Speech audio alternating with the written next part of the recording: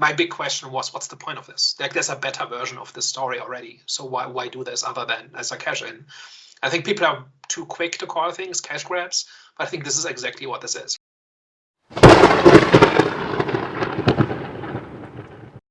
Hello, everyone. We are back. I'm here with my boys Daniel and Hervé. Right? Yo. The Eye of the Storm podcast. How you guys been? Good. You look Good. knackered, bro. You look knackered. Running on empty, but we go. Alright, so let's just get straight into it. Actually, no. Question. Best recent thing we've all watched. Let's go. So I didn't find anything really good this week, but the most interesting watch that I had this week was Black Adam. I actually watched it now, and special shout out to Now TV for putting a double negative in their user agreement. I had to read it 3 times to make sure what it was I was agreeing to, but that's a different story. I have now watched Black Adam, and I wouldn't say it's good, but it is interesting. I think it's probably one of the most pretentious movies I've seen, superhero movies I've seen in a while, because there's this huge gap between how smart it is and how smart it thinks it is. But I really liked the action sequences. They really sold like how much like primal power was going around these characters, and they felt more like a force of nature or almost like gods of antiquity as opposed to superheroes, and putting those characters in a different context was interesting. But every time somebody started talking, it only got steadily worse. Not a good movie, but it's interesting. Like, they had some interesting ideas in there. They just didn't execute on them in an intelligent or functioning way at all. But it was interesting to see how somebody, it's like a 14-year-old trying to write a political manifesto. Like, they have ideas, but they don't know how to express them or how to think them through. It's kind of my impression. That's kind of my bottom line of Black Adam. Oh, you finally watched the film which everyone hated. It's actually, I think it deserves a little bit more credit for once. For example, it actually tries to be smart about things. It tries to be political. It just doesn't do it well. I think this whole idea of superheroes appearing in places other than the United States, I think is interesting. And I think a character would be perceived differently in a Middle Eastern country than in the US, for example. And it tries to do that, but I don't think it's very smart about it. And I also think the action sequences are better than people give it credit for, and I like a lot of the character designs and things like that. I think it's just the plot that's nonsense. I think though mainly it's the boy with the final fight scene, because I know I was, but yeah, I definitely hear what you're saying. I hear it. So, yeah. But hopefully, I want James Gunn to try and attempt to, I want him to bring that back, and I don't think that movie is very accurate to the comics very much. I don't really know Black Adam as a comic character, but I think just the version that they showed in this movie, I think, is interesting. It just wasn't smart enough to actually deliver on the premise. Well, in terms of what I watched a film which came out on Friday, Wicked Little Letters. Now, we all know, well, I don't know, who knows, but I'm not really a big fan of the whole, comedy genre. I'm not against it. Like, I'll definitely, I'll be down to watch it, but it's not my go-to when I'm doing a movie marathon. But I saw the trailer of this one. I said, yeah, this one is really good. Quick, synopsis. Small family in a small English town, I believe, get wicked little letters, as in disrespectful letters, mainly aimed at the daughter. And the family, well, mainly the dad, believes that it's their neighbor, and it's got a lot to do is because she's Irish. I think this is based on a true story. I don't know if they were joking about it, but I think this might have been based on a true story, which was pretty much forgotten, lost in history.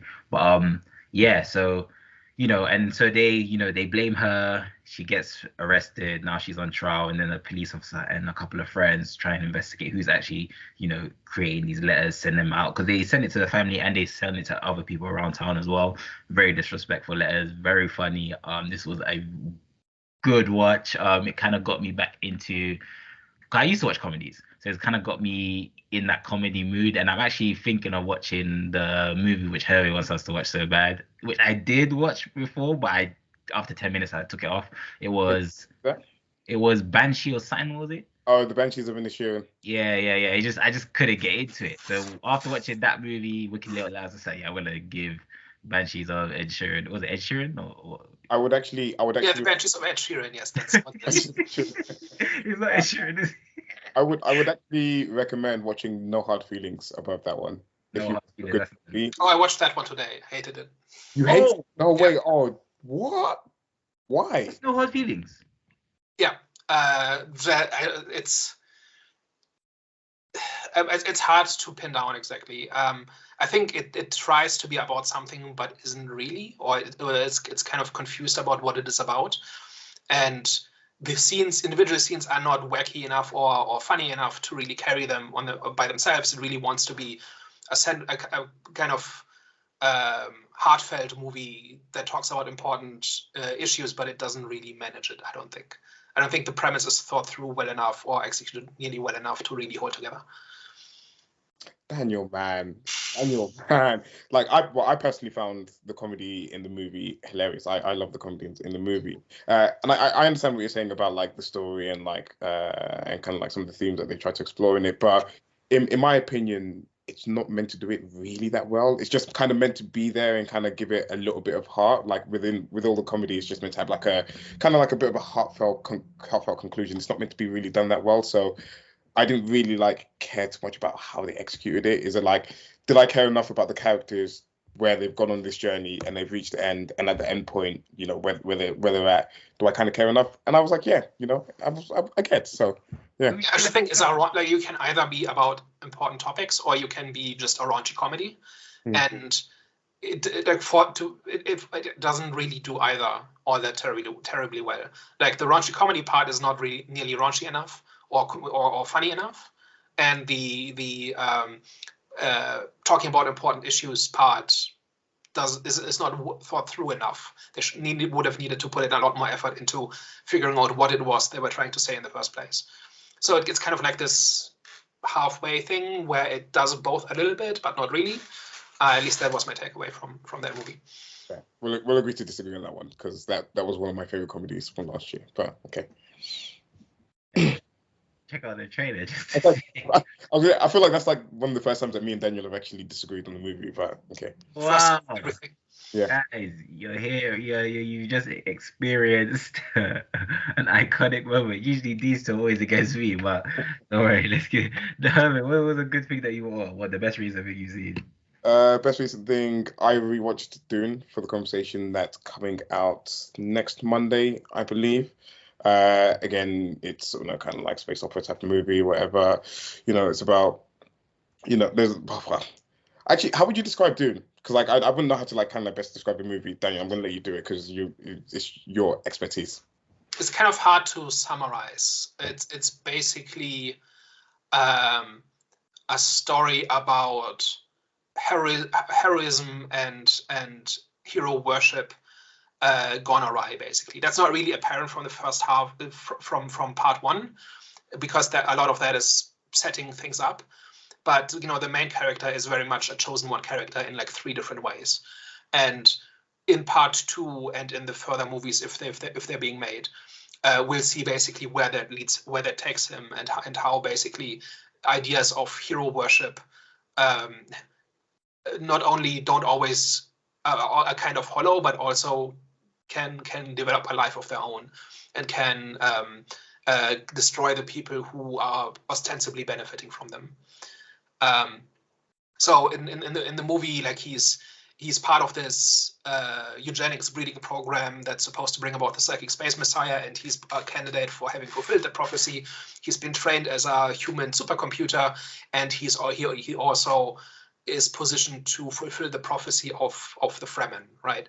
Where he might be the person who fulfills the prophecy of the leader who emerges and leads them to greatness, basically. So he's all of those things at the same time, which sounds like a terrible story because, chosen one marries two, all of those things. But then it basically, I guess the story goes on, it focuses a lot on what actually happens to a person who is that, right? Who has these roles and expectations thrust upon him, and how does a person like that deal with that?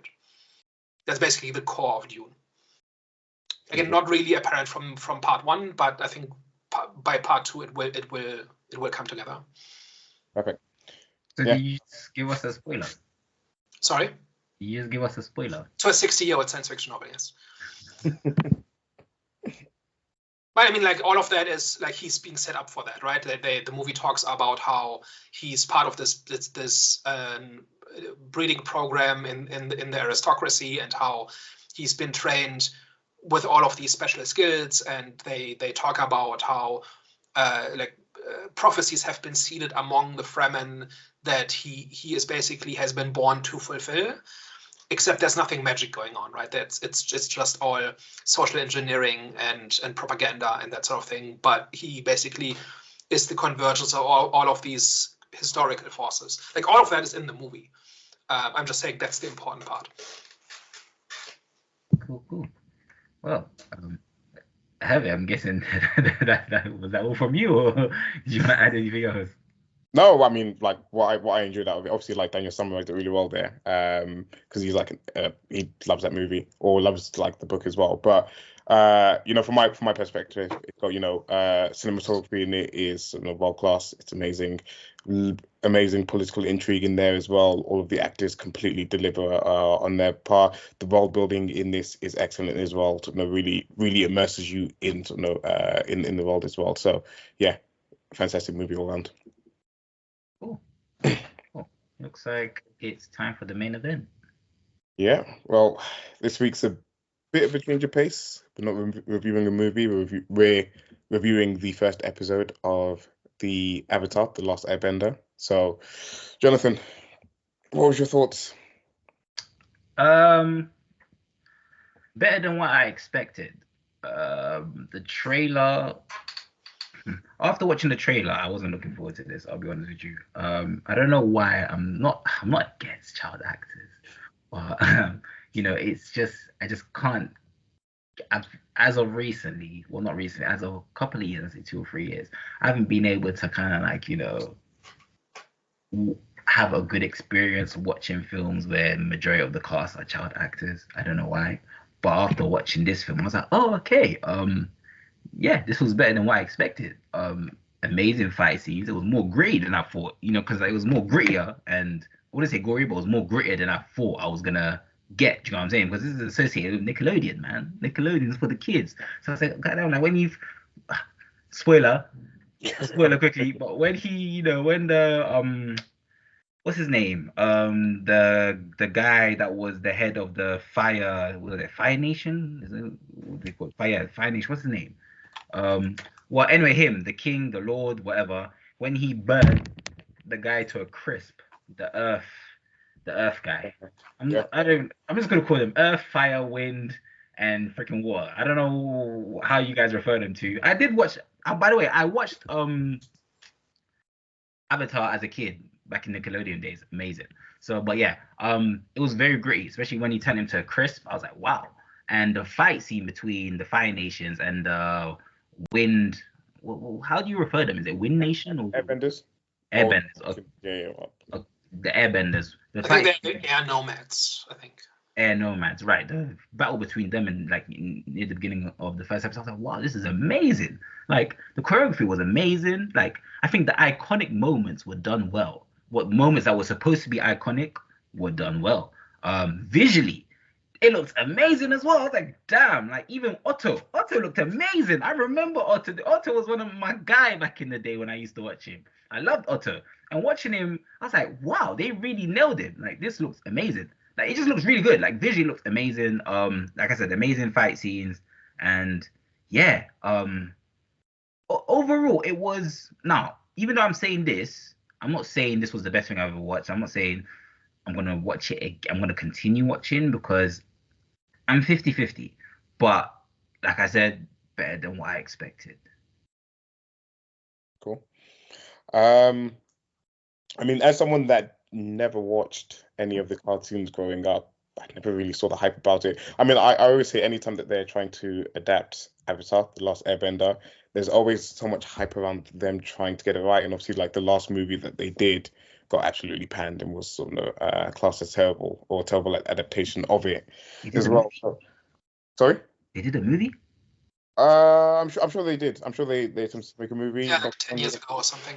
Yeah, it was like it was quite Yeah, it's quite a while back. But I remember that didn't really sort of receive positive sort of reviews on that. But again, as someone that hasn't got the background of it and sort of doesn't like, hasn't watched it before, I thought it was okay. I thought it was enjoyable. I think, like you mentioned there, the visuals in there are amazing. Like, when they're like you said, Otto was sort of designed really well, and obviously like when they were on the fire planet and stuff like that, all of the set designs and stuff like that like looked really amazing as well. Um, I just feel like I feel like what you're saying about like the whole like child actor thing. Like I feel like when they do like some of these like shows where it's like more centered on like kids and stuff like that, I feel like some of the dialogue just seems like a little bit over the top, or it seems like a little bit cringy, and I don't know, I just can't like really get into it a little bit. It just seems a bit too, come on guys, let's go and do this like type of thing, and it's just I just can't get into it. So, but I do feel like the action was good. Story's okay. Again, like I never watched it as a kid, so I can't really like not really like too invested in the story of this as well. But it was just cool. It was cool to me. It falls in my criticism, which I'll go in later. What you just said falls into my criticism, but yeah, I'll go in that later. Sorry, Daniel, what do you think? So it sounds like we are spanning the entire range of background knowledge for this, because I've watched the first season of it and never got past it very far. So I've not seen the entire thing, and I hear that the first season is the weakest of all the three, and it really gets amazing later on.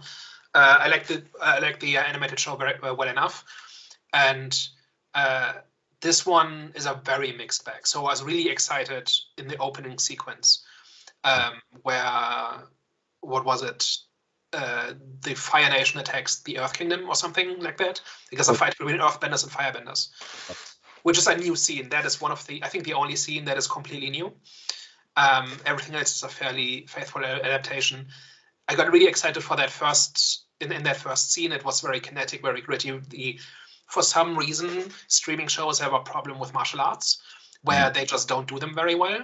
Not all of it is bad as Iron Fist, but they almost never really reach the level of even average Asian productions. If you've seen a bunch of Hong Kong action movies, martial arts movies, it's just not impressive what they're able to do. Somehow The Matrix figured this out 25 years ago, but for whatever reason, Netflix and other streaming productions tend to kind of be lackluster when it comes to martial arts, and MCU is the same way. And that was really strong in the opening scene, and after that it fell off a sharp cliff for me. The big one is like really bad writing. Like the entire thing is just exposition, and it really suffers from being filmed on, I don't know if it's literally filmed on the volume, but it's very clear that it's filmed on something like this, where nobody ever interacts with anything, and everything looks very clean and new and freshly rendered, and the costumes look like they've never been worn before, and on top of that, I think the actor who plays Aang tries to the best of his ability, but I think the acting still drags it down.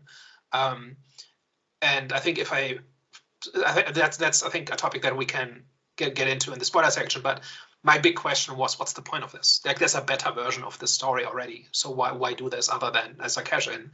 I think people are too quick to call things cash grabs, but I think this is exactly what this is, right? They take a story that's popular and they make it with relatively high production values, but I don't really see any value add in this. You say there's another story better than this. Are you talking about in terms of like the whole martial arts, genre? Are you talking about as in Avatar specifically, as in like the original version of the story? Like the original version of the story is also on Netflix, and if you watch them side by side, they're the same story. Like not word for word, but it's very close. I think I don't know the story well enough to point out all the exact differences, but this is not a different take on the same story. This is just the same story done again, just in live action. And I think that's it, live action. You know what I'm saying? I think people want to see this, a animated piece in human form. Do you know what I'm saying? I was the same with Dragon Ball, but Jesus Christ, I remember sorry for using Lord's Fate name in vain, I remember when they dropped the Dragon Ball movie, I was so disappointed. I don't think Goku turned Super Saiyan in that one, in the actual film itself, so that was done terribly as well. But yeah, I think people just always have that fascination, or they always want, their childhood cartoons, animations, to just come to life. And I just literally, I think that's what it is. So one big difference here is that the tone is a bit different. So one thing that always kept, like, I never watched Avatar as a child. I'm not even sure when it came out exactly, but it's very, very jokey and very playful. And and that was always a hurdle for me, because I just that was a hurdle for me getting really into it. Not that it's doing anything wrong or anything like that. It's more I prefer things with a more serious tone, and this is basically the same story with a more serious tone. And I liked it on that level. It's just that every other aspect of the production is really, really lacking, in my opinion. But I feel like they do that with a lot of film and TV shows now. Like, Disney have been guilty of that. Like, they just, when it comes to adaptation or just film and TV in general, they always, like I say, saturate it down. They always kind of like mature it down as well. I don't know why they've decided to go this route. I even remember when you mentioned something about Thor, how the character of Thor kind of had a drastic change. Like, his character wasn't this jokey Thor that's always trying to joke around. You know what I'm saying? Like, it was a well, the Thor in the comics is not that kind of character, and he's much more mythological. Like, it's still a space fantasy, but it's there's a lot more mythological stuff going on.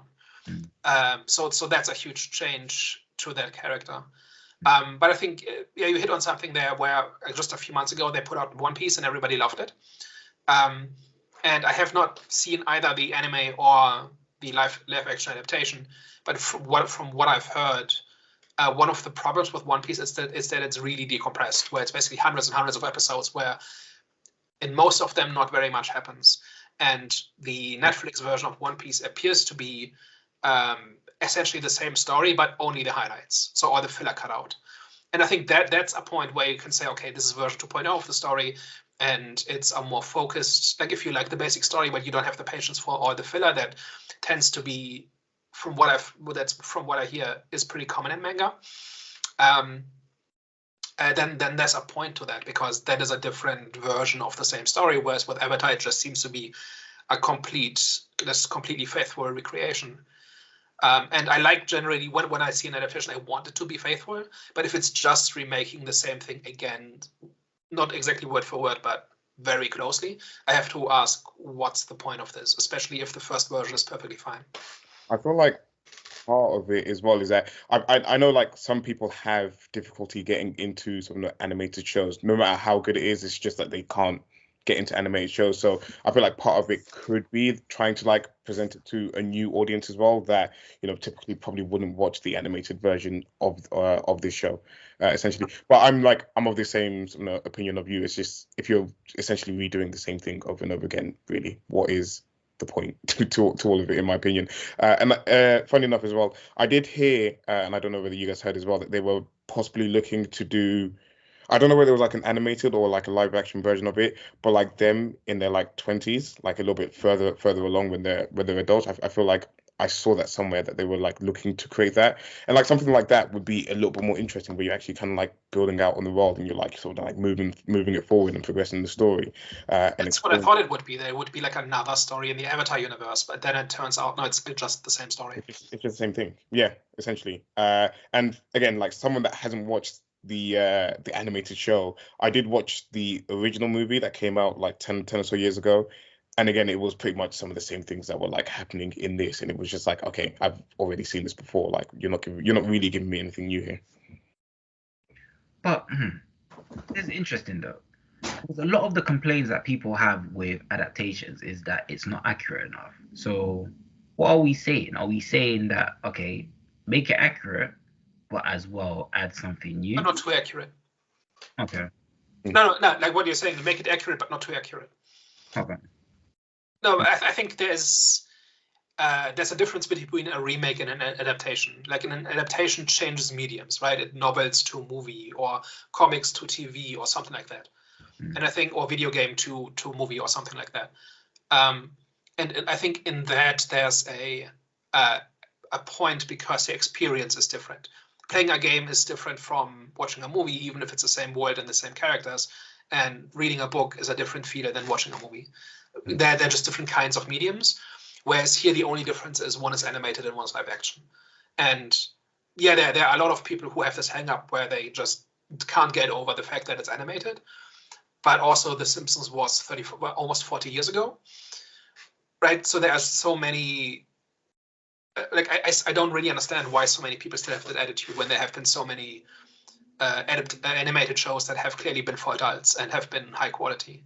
Mm-hmm. I don't know.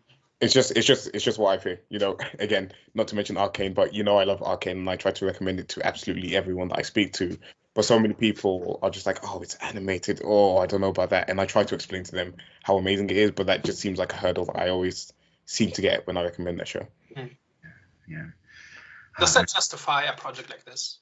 By saying, okay, we have this amazing story, and many people are not getting into it, and we're basically limiting our market because people can't get over this the art style. So let's remake it as live action. Is that enough justification?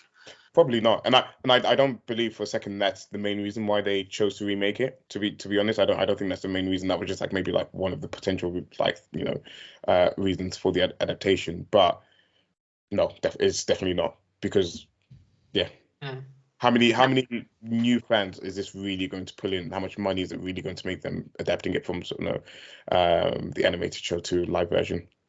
It's hard to say because it's a really well-known story, but there might be a lot of people who either don't know that it's an adaptation and just put it on because it shows up because it's promoted and shows up in the recommendations, or people who maybe weren't of the right age when it came out and just missed it or something. I imagine one cashing in on the existing fan base is one part of it, and increasing the fan base because it's not animation is the other part of it. I imagine that's the reasoning. What the hell are we still speaking of? We're speaking on Arcane or Avatar? No, we're talking about Avatar. Well, it's specifically Avatar, but like Arcane is this example of reportedly a really good story. Still haven't watched it. You need to watch it, man. But a lot of people aren't even giving it a chance because it's animated. I think you'd like. What is it? Actually, no. You said you didn't like it, but what was it? The Blue Eye Samurai, something like that. Well, I had different problems with that one. Not like I recognize that it's not to get too off topic too much, but I disliked Blue Eye Samurai just because it felt really roten by the numbers, as opposed to telling a compelling story. And I just got tired of it before the first episode was over. But that's not the same thing as saying I don't like the arts. I think the art style was gorgeous, and I could also see the quality. I just didn't get excited for it. But that's a different topic. With Avatar, it seems to me like the only difference. Well, the tone is slightly different, but that doesn't seem to be. I haven't seen anybody else mention this, and it's not. They're not advertising as that, right? They're not advertising it as the grown-up version of Avatar, right? They're just saying, "Hey, it's Avatar. You like that, right? Go watch it." And then the only real difference is that it's not animated. And is that it? So what was Netflix like plan for this? Are they just aiming this at a specific demographic where it's like, okay, we're just aiming this for the kids, or were they trying to make this universal for all age groups? Because if they're trying to make it universal for all age groups, then it's not it. Like, this isn't it. Like you guys are saying, it's literally the remake. And also it just seems more childish. So sorry? More childish. Yeah, more childish. And what I mean by that is because, like, for example, like, which kind of falls into my criticism, was kind of like the character's reaction in moments were lacking, like a lot, like especially like the moment where they saw Aang come out from the ice ball, and when they saw the waterbenders, like when the waterbenders saw Otto as well, like it seemed very bland, and it seemed very, like, even with the lines, like the dialogue seemed very childish. Like I remember when Aang dropped, right? So as soon as Aang came out from the ice ball, whatever it was, and then he fell down, they saw him, and then they just left. They're like, oh, okay. And then literally, like, it just felt very Nickelodeon. You get what I'm saying? Like, it just everything, like, just the humor, the interactions felt very Nickelodeon. So it's like, okay, this is being presented to us as this is for the kids, but I'm sure this wasn't supposed to be for the kids because of course, with the the amazing fight choreography. Like I thought, like I said, the fight choreography for me was amazing, felt very gritty, and I was surprised how good it was. So I'm like, okay, so when I saw that first scene when the Fire Nation was with the Earth guy fighting against the Earthbender, whatever they called him, I was like, okay, this is looking different. Like this looks like it's going to be just different. It looks like it's gonna be different. But then when actual Aang was introduced and whole interactions, it just felt very childish. It felt very Nickelodeon. So I don't understand who would they aim, like what was the demographic? Who would they aim in this series for? Like, do you know what I'm saying? Yeah. It seems like it's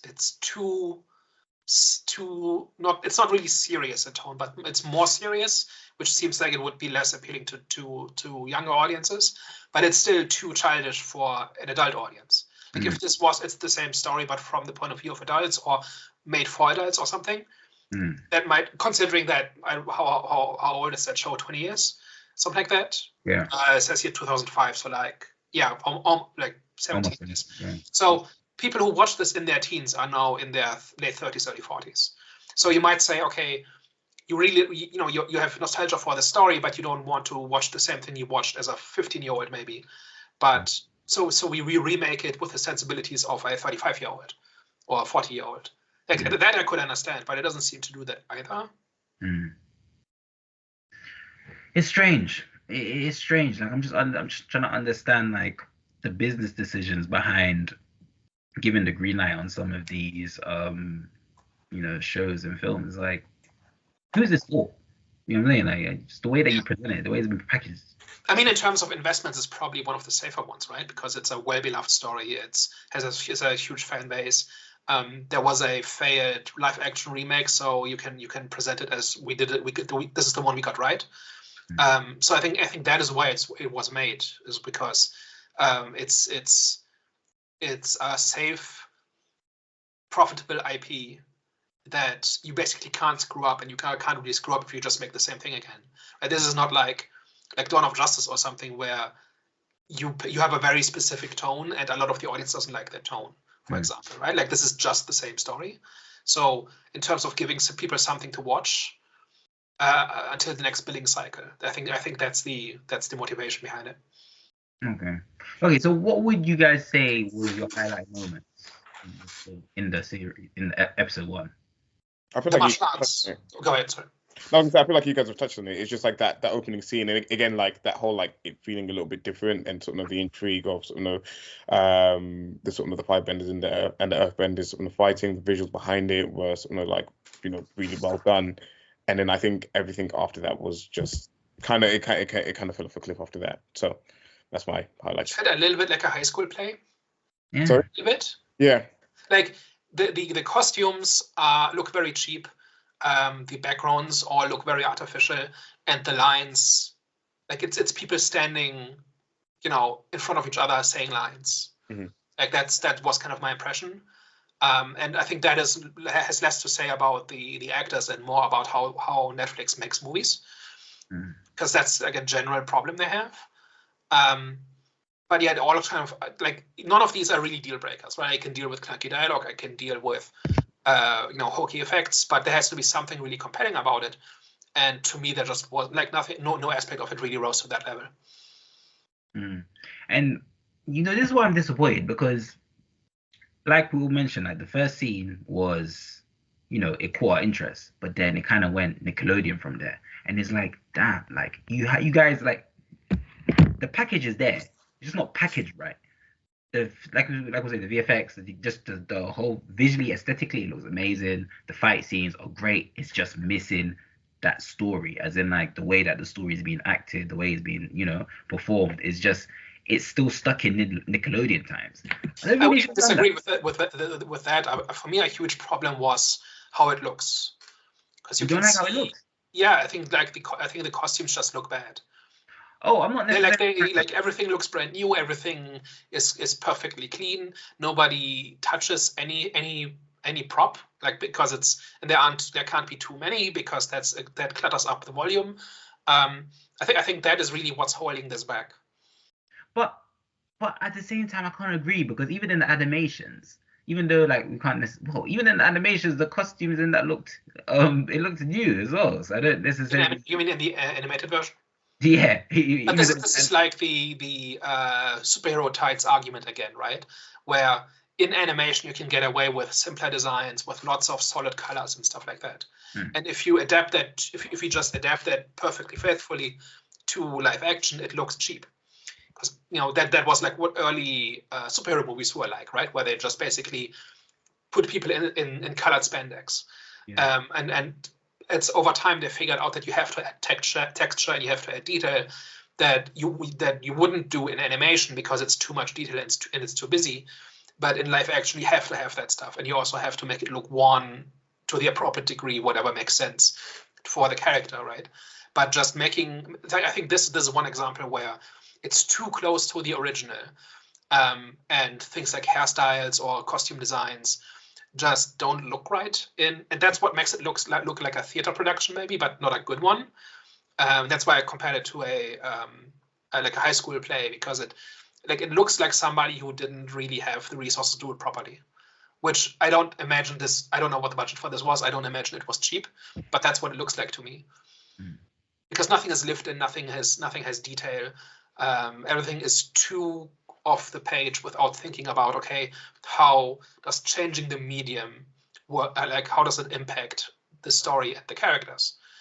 Because you have to think about that, right? You can't just do a one-to-one copy. You have to think about, okay, what's important, what isn't important, and what changes do we have to make this work in live action when the original was animated. I actually hear where you're coming from now. Yeah, I definitely hear where you're coming from. I think they were just trying to be as accurate as possible. But at the same time, you are right. Like, it does make it look just. It doesn't make it looks unauthentic. It doesn't really look, yeah. It just, yeah. I definitely hear where you're coming from now. Yeah, maybe they should kind of like ruffle their feathers a bit. Ruffle their clothes a bit. Yeah. Like Aang has been in a in a block of ice for 100 years, and his monk robe looks like he's never worn it before. Why? And I don't remember the exact scene, but I don't think he had dirt on his face or anything like that. Like, everything is too pristine, too clean, too perfect.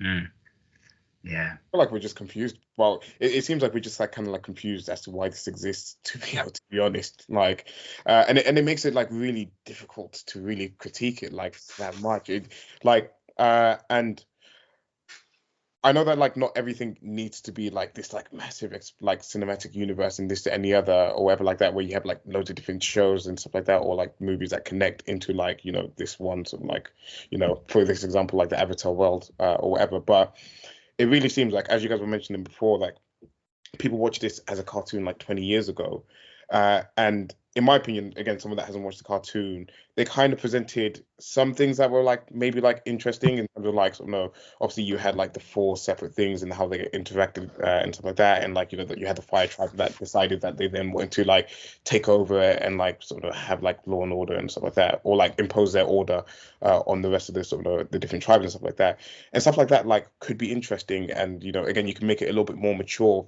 and kind of match the age group of the original people that watched the original show. Like, everyone's grown up, everyone's like 30 plus or like that. So why not make something else within the universe that's a little bit more mature, or even like maybe even try to introduce a different avatar? Because again, they have talked about like the avatar reincarnating over and over again and this and the other. Why not maybe introduce a new avatar? And I know people like that then raises questions as to like was it done well, was it faithful, this and the other. People might not like the adaptation and stuff like that, but I think, as we've like mentioned in other episodes, if it's good enough, people will eventually become on board. And I just feel like it's just late. To me, this is more of like what the problem of like Hollywood and just like the industry in general at times. It's just lazy cash grabs, and it's just like it's really uninspiring, and it's not really giving me much to want to like. It's not giving me the feeling that I actually really want to talk about this, to be honest. And I'm very curious to see.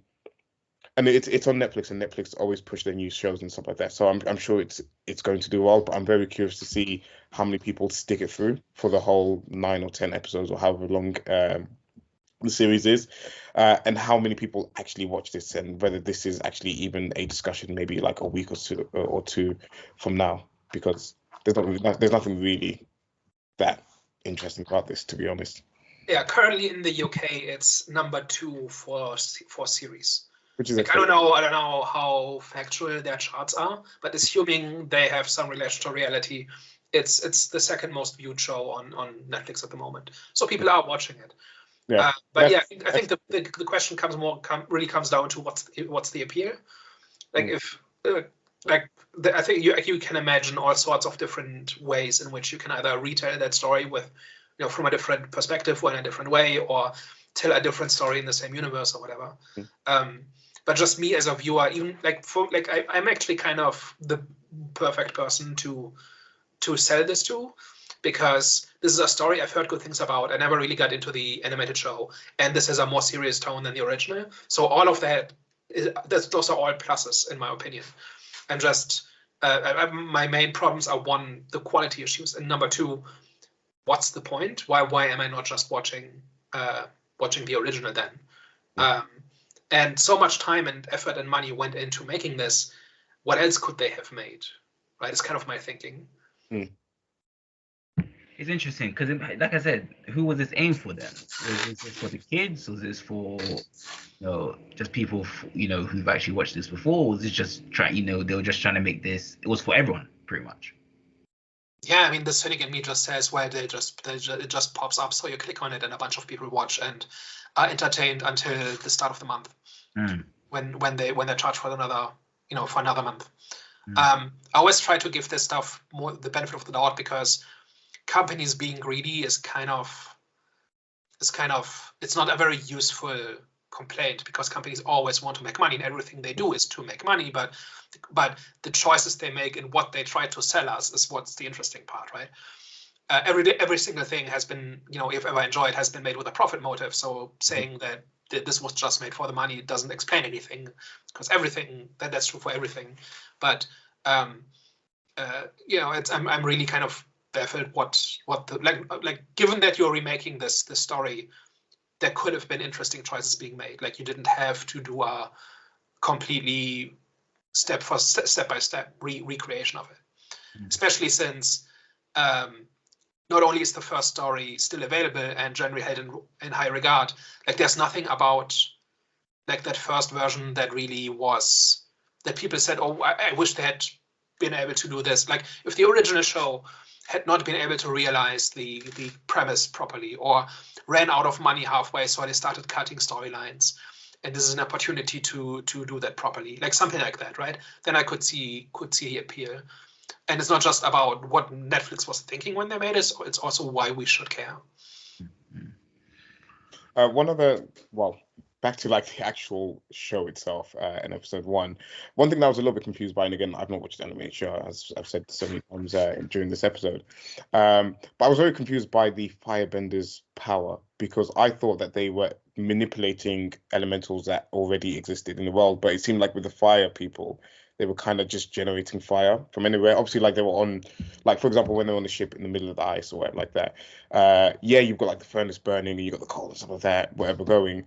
But it just seems like, when Aang's flying away, it's like, oh, it's just like fire, and they generate fire from their hand. And is that accurate, or is that like poor adaptation? I don't know. It just seemed different from everything else. Like the earthbenders are bending earth, the waterbenders are bending water, and obviously the airbenders are bending air, and the fire people are producing fire from nowhere. Well, I don't remember, because I watched this show many years ago. I have no idea. I just thought that they could just generate fire on the spot wherever they are. But yeah, I definitely hear where you come, because I think with Aang as well, I think the airbenders, they need I think they need to be in that environment. Even same with obviously waterbenders, they need to be in that environment where they can actually generate, They don't create the water or the earth, they just shape it and move it.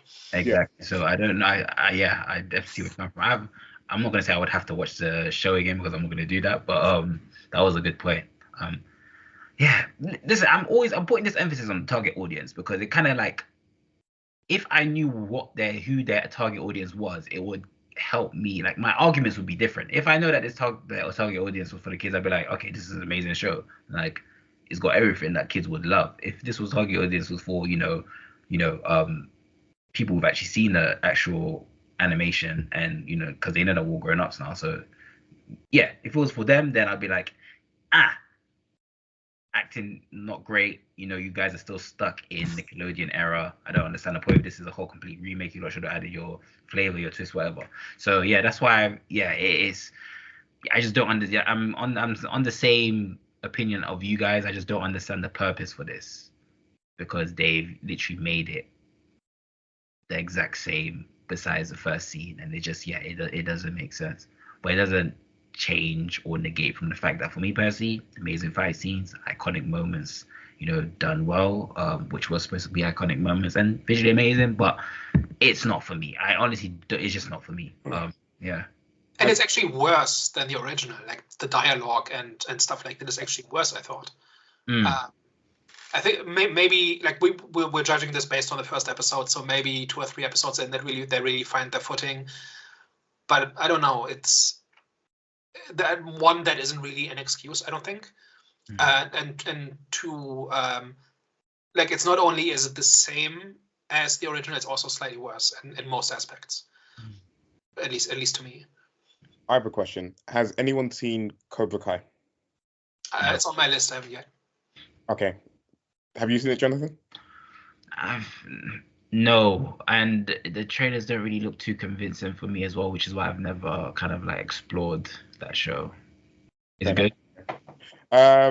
I mean, I enjoyed like maybe like the first season or 2 of that, and then I fell off of it. But I was like very like invested in that, despite it having like, you know, teenage actors and stuff like that, and again the dialogue being like extremely cheesy and very campy and stuff like that.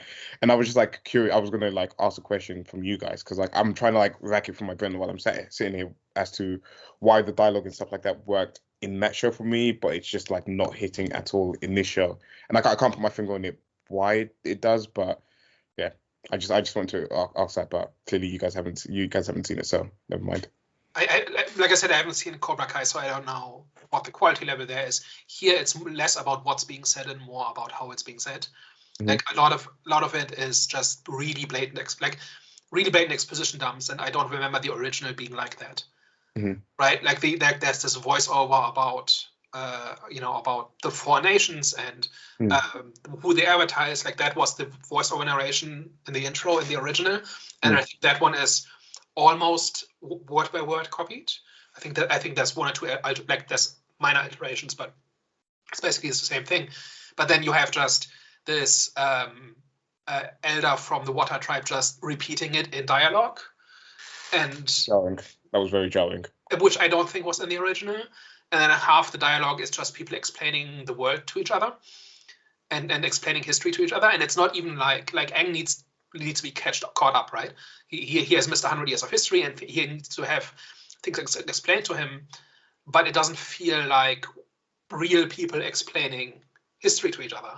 It feels like them reading the setting Bible, right, to each other, just explaining, the world building and stuff like that.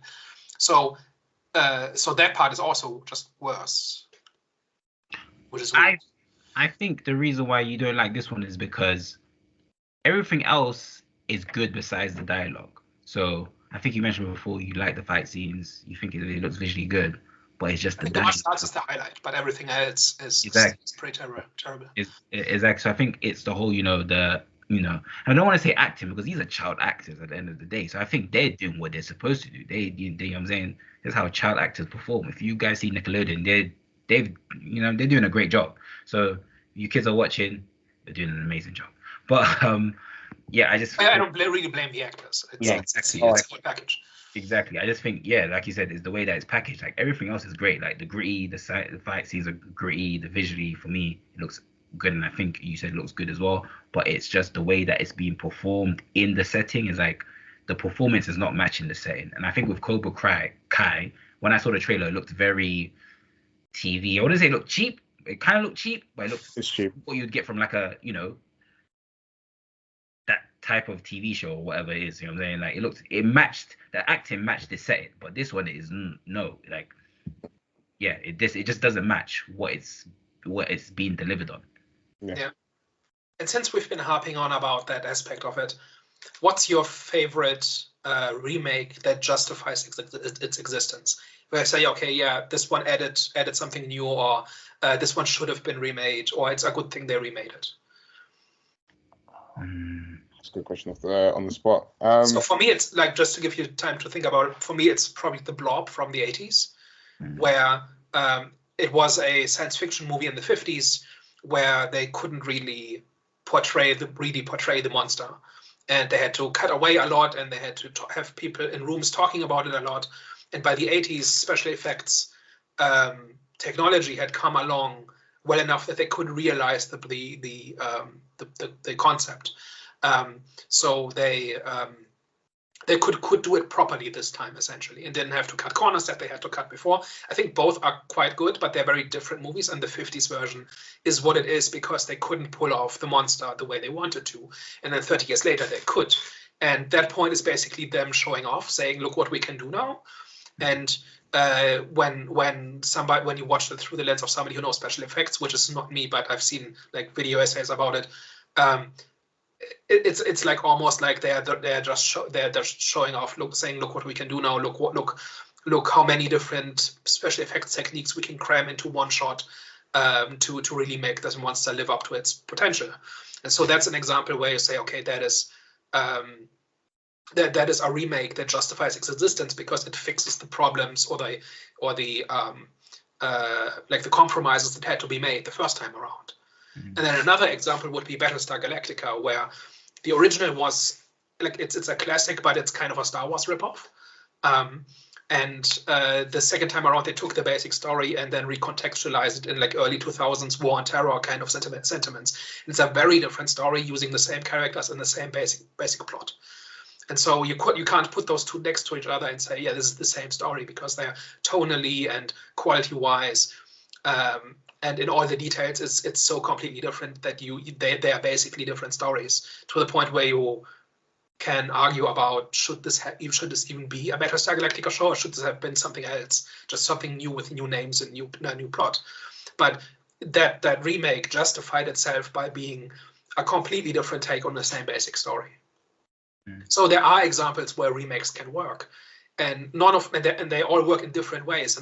And when you apply that logic to The Last Airbender, it just fails on, like, no matter what test you apply, it doesn't seem to work. I don't think I don't know if I've like watched the movie, like I like watched the original movie and then watched the remade version of it. I don't know. Are there any like recent examples of it where, cause like, again, not to be a snob, I don't really watch too many movies prior to the 2000s, to be honest, for it to then have a remake.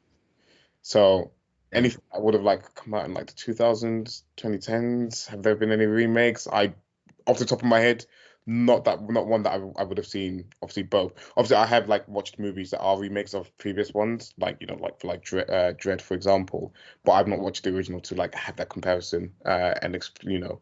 And that's less of a remake and more of another adaptation. Yeah. Right? Which I think is different. Like the adapt, like with Dread, you have the source material, and then you have two adaptations of it that are just different takes on the original. It's not like the second Dread movie is a remake of the first Dread movie. They're both movies that adapt Dread. Yeah. I think there's a difference there. Yeah, and I can accept that. So I don't think I've got an answer for you. Is my point. So there have been a few, like this is at least the third anime adaptation that Netflix has made. One Piece was another one, and then Death Note was another one. And I haven't seen either of those two, so I don't really know. I know what their reputation is, but I don't know the details of it. But Death Note was really poorly received because apparently gets a lot of basic things wrong about the characters and about the point of the story, whereas One Piece has been universally celebrated for getting it right, but it's like an updated version. I haven't seen Death. I saw like a couple episodes of the actual animation version of Death Note, but I haven't actually seen the remake or One Piece yet. I'm gonna watch One Piece. In terms of your question, I haven't seen a lot of remakes. Was Jumanji a remake or was that an adaptation? Remake. So there was the 90s movie, and then there was the 2010s movie. Love the 90s. And I don't know if it's the same story or not, but it's basically a remake. Yeah, it didn't seem like it. I think it's a quasi sequel, isn't it? Isn't it like the next generation discovering the game or something? I think it's something like that. Yeah. I'm not sure, but I didn't even like that, so I can't even answer your question because I even like the actual remake of the Jumanji. It's freaking awful. Yeah, that seems to be more like one of those 20-year later sequels, which is a whole different topic, and I'm sure we can do a video about that one day. But unless I'm wrong about that, doesn't seem to be a remake exactly. No, I don't think it is. No. Okay, I thought it was a remake. It's going to be a remake coming out, Twister, which I'm interested in. Sorry, I'm going adrift, but yeah, I haven't seen a lot of remakes because I'm kind of like the same with her. I haven't really seen a lot of movies before 2000. Of course, I've seen some 90s films, but I haven't seen a lot. So I wouldn't really know how to answer the question unless you were to say it, and then maybe I'll be like, okay, I have seen that one. But I think, I can't answer that question because I haven't seen much before 2000. But I hear what I do hear where you're coming from, though. We need to step up. So it's not like we're category against remakes. I think there are examples where it works, but that's usually because there was an idea behind it, or because the first version was flawed in some important way that is being fixed now. Mm-hmm. Some adaptations are even like that, right? Like with The Expanse, that started out as a novel series and then got adapted into a TV show. And the TV show was written by the authors who wrote the books, and they basically treated it like a redo for the story, and they made a bunch of changes. Like some of that was because of the requirements of the mediums, like they merged minor characters so that they didn't have to hire dozens and dozens of actors.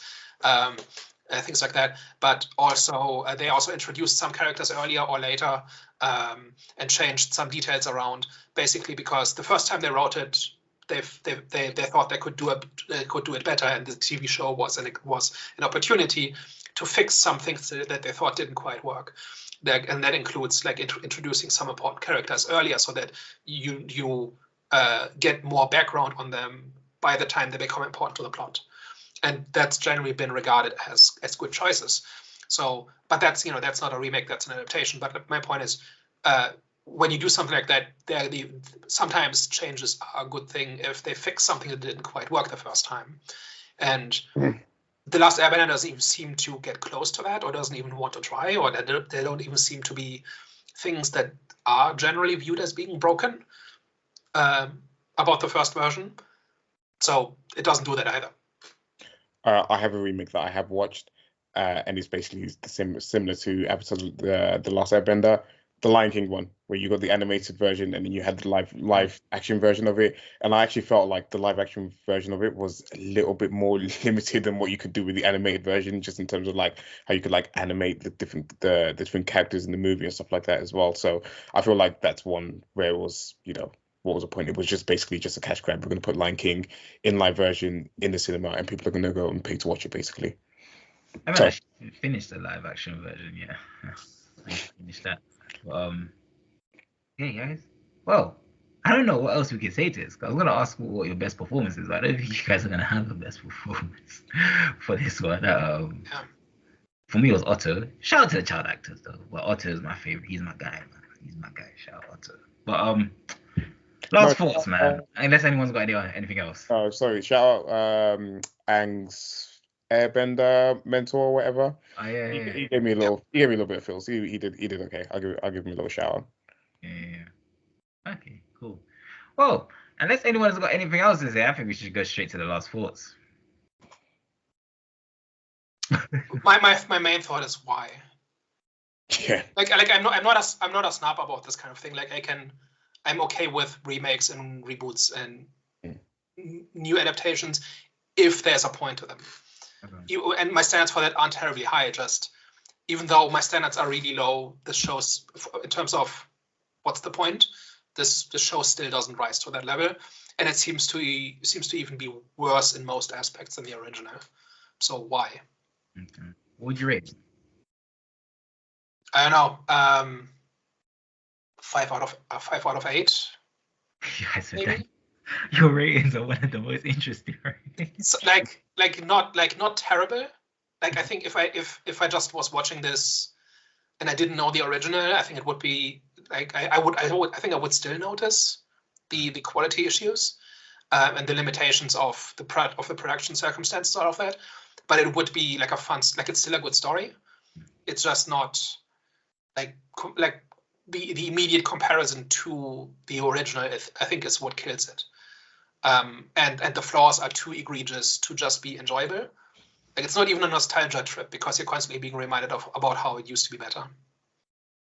And I'm not even saying this is a fan. Like, this is just like I've watched not even the entirety of the first season, and I can still see the differences.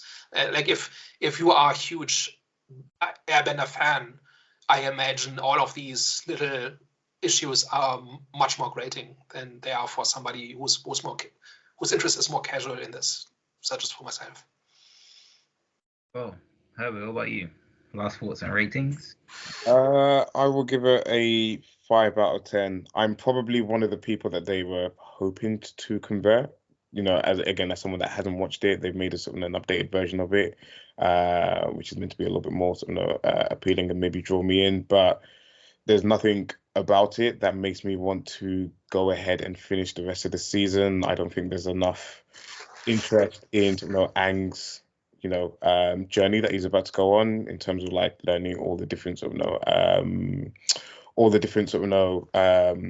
elemental bending techniques or whatever like it's called in the show. I don't think I care enough about like the villain or like the villain's son and like his problem with his dad and this, that, and the other. He just seems like another spoiled brat kid. And again, that might change in later episodes, but I don't really like care about that either. There's nothing really in here that's like kind of like pulling me in and being like, oh, I've like missed out on watching the Avatar: The Last Airbender as a kid, and I need to watch this to sort of kind of catch up and be included in the conversation. There's nothing there for me, so 5 out of 10. Well, for me, I'm going to give this a 6 out of 10. Look, I still don't think this was targeted for me. I don't know. To be honest, I don't know who it was targeted for. So I don't think I will continue watching this. But if I did, then I wouldn't be mad because I do think other elements of the show I did like I said, the choreography. So I'm kind of interested to see what the fight scenes are going to look like. Those were the only moments for me where I was more, engaged into the actual series. But it's like I said, it's not for me. So that's why I kind of gave it like a 6 because I think other elements of the actual series is what is getting that kind of rating more so than unfortunately the dialogue and the way that it's presented. But yeah, I'll give this one a 6. Probably background TV, where you're doing other things and it's just playing in the background. You might see an action scene and you might pay attention to that, but overall you're kind of not really that invested in it, and you're just kind of just background TV. Exactly. So, question for Hervé: did this make you want to watch the original? And question for Jonathan: did this make you want to revisit the original? No. It did make me want to watch the original. No. I still don't care about Avatar or The Last Airbender. No, not at all. I actually did go back and watch maybe episode 6 or something of the first season, and I think I might keep going this time. I've always kind of thought the idea was neat, and it's a quality story. It's so if this has done anything, it might cause some people to go back to the original. Cool. To be honest, I do hear a lot of people a lot of the talk online is about how amazing the original was and like some of the themes and obviously like the character development that some of the characters do go through. So if anything, it's more the talk online that would make me want to actually go and watch it as opposed to what they actually delivered, to be fair. Cool. Well, guys, thank you for watching today's episode. What are we discussing next week? Dune. Yes, Dune. Dune. Can't wait. Dune Part 2, very excited. A little bit trepidatious. Trepidatious? I'm not used to. No, you gotta tell me what that means. You gotta tell me what that means. Trepidatious. What that mean? like a bit scared. Okay, thank you. I'm not used to things. I'm used to things starting well and then immediately crashing and burning.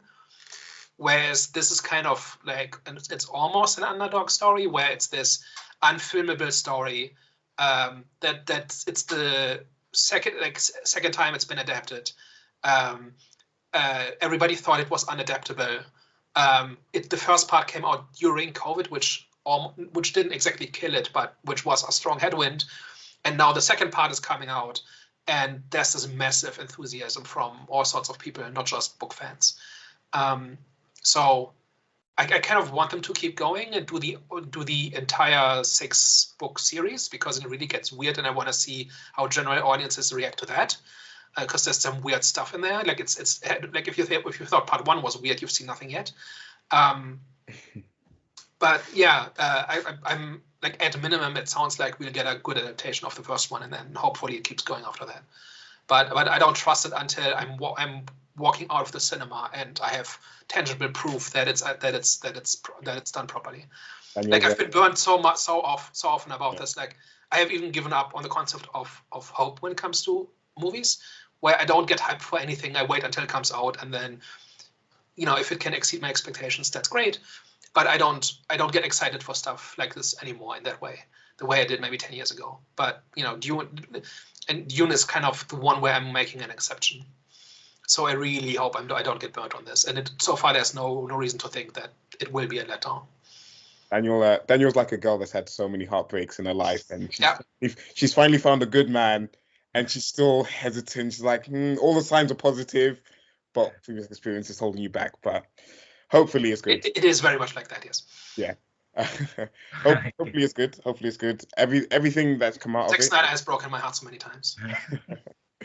I mean, all the signs are positive for it. Like, I mean, the fact that they released the review embargo, I think about like 2 weeks before the movie came out, shows that they had like strong faith in sort of the movie that they were putting out. Everyone has described it as a masterpiece so far, and like one of the best films of all time. So expectations are very high. And again, like, as someone that's just recently rewatched the first movie, where I didn't quite pay attention and get it the first time, but second time watching it, I was very much on board.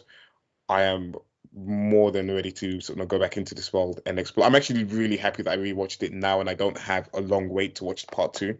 Yeah, that's probably the best part about rewatching part 1 now, is not having that long wait. And it's a good sign when the more you engage with her story and the more often you watch, the more sense it makes and the better it is. Yeah. Right. It's not like you got dazzled by the dialogue and the special effects the first time around, but every time you watch it, it holds up less well. Like, there's a lot of movies like that out there, and Dune doesn't seem to be one of those. Like, early Game of Thrones was the same way, and that is one of the times I had my heart broken. But it's just really rare for a movie or for a story to get better the more you engage with it, and I think Dune is on that list. Do you know what would be a good episode, Monday episode? Every time Daniel's had his heart broken, or every time we've had our heart broken going into a movie, that'd be a very good, interesting episode. That's the story of the 2010s for me. Like, like, there are very few exceptions. Like, the MCU is probably the only exception. Everything else has crashed and burned. Everything that started out promising or that I got excited about in that decade, MCU is the only one that delivered in the end.